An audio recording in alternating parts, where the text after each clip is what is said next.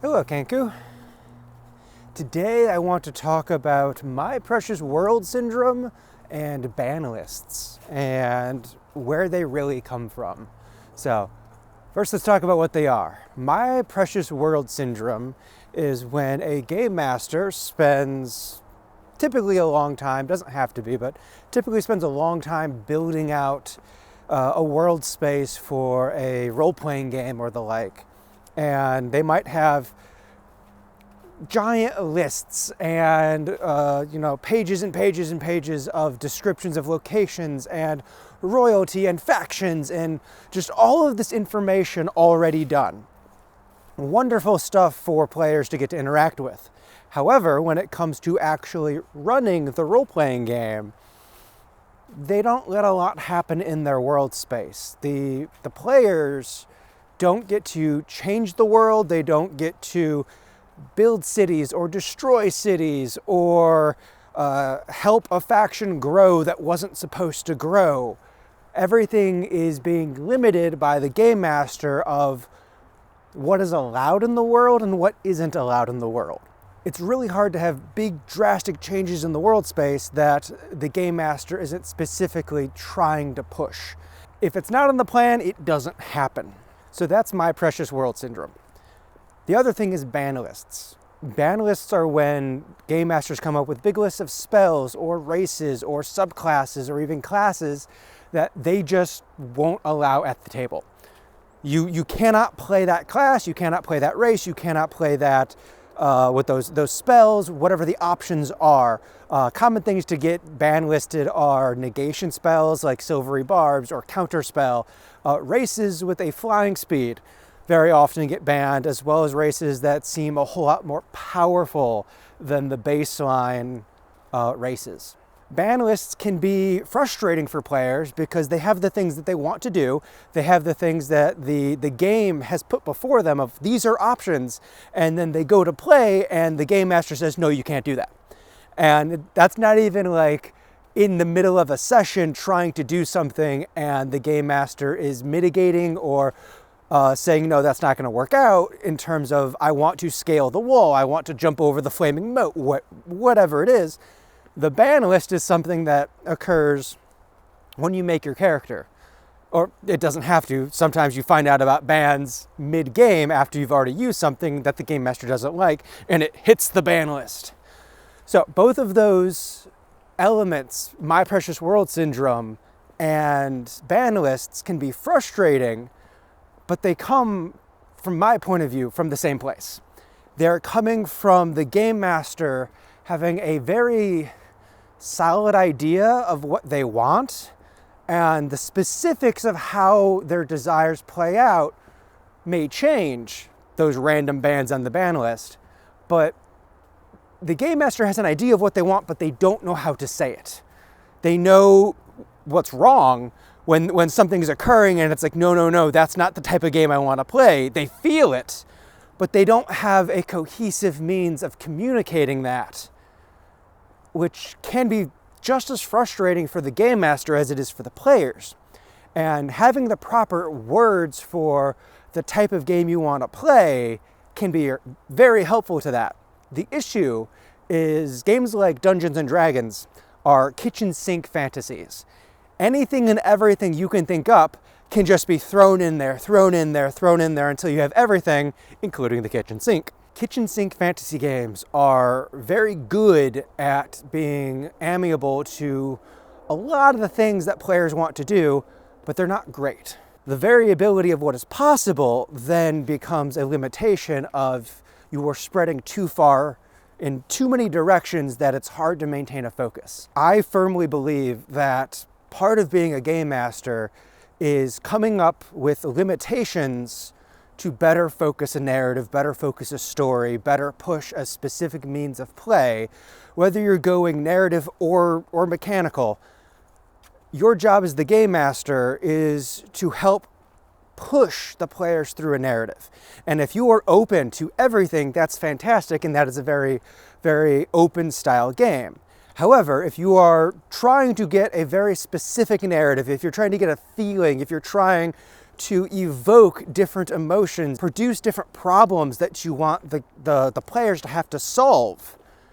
Different elements of a kitchen sink game don't allow for that to happen easily. So by producing these limitations, you change what game is being played. Yes, you're still playing Dungeons and Dragons, whatever edition you're playing, but by putting up limitations, you are creating a different experience for the players. However, if the players don't know you're going for a specific experience, the ban list can be frustrating. If you're trying to produce a very down-to-earth, lower fantasy, yes, still, magic and wizards and whatnot, but a more down-to-earth narrative story where the characters are sellswords or mercenaries, they're, the lower rungs of an army, they're supposed to be trucking through the muck of a war. Giving them the ability to become generals changes the story that you're playing.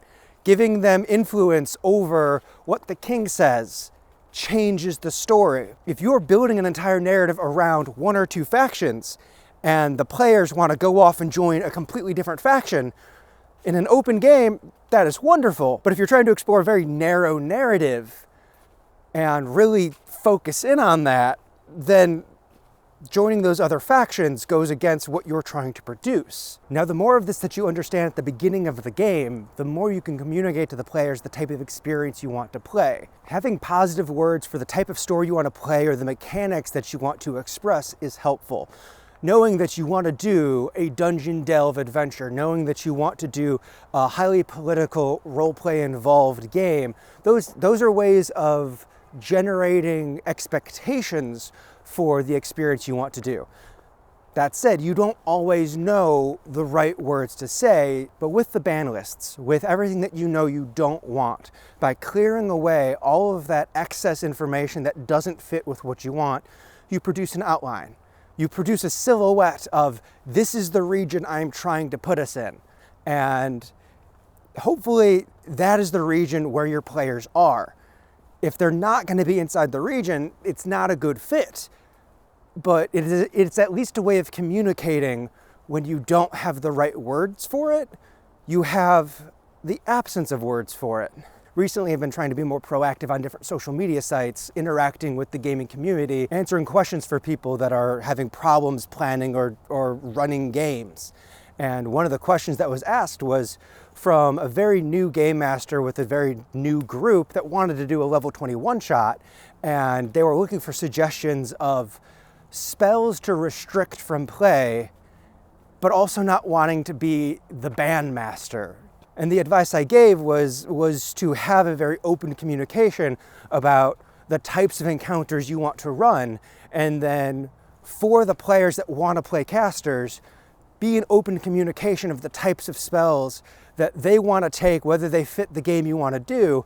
It's very difficult to want to run a level 20 one-shot in general, and then if both you and your players are newer, things like wish and interdimensional travel and big divination spells and different effects that might take you away from the arena event-based narrative you want to do is difficult.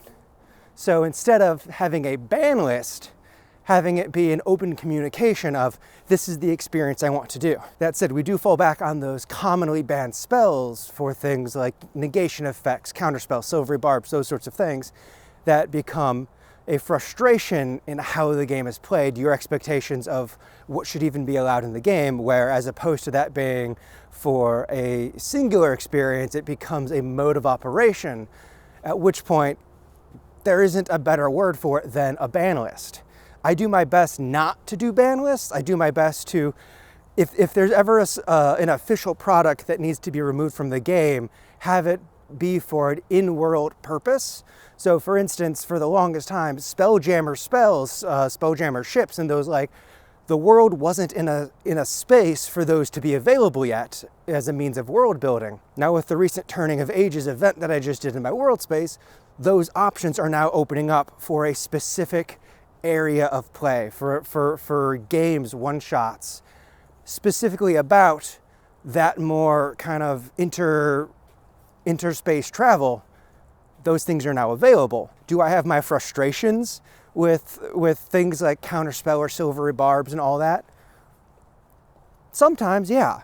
It can be frustrating, but it's also a means of play that I have players that enjoy the negation process. For Magic the Gathering and stuff, they play blue decks. I only know what that means because they were trying to explain to me why they enjoy those mechanics of the game.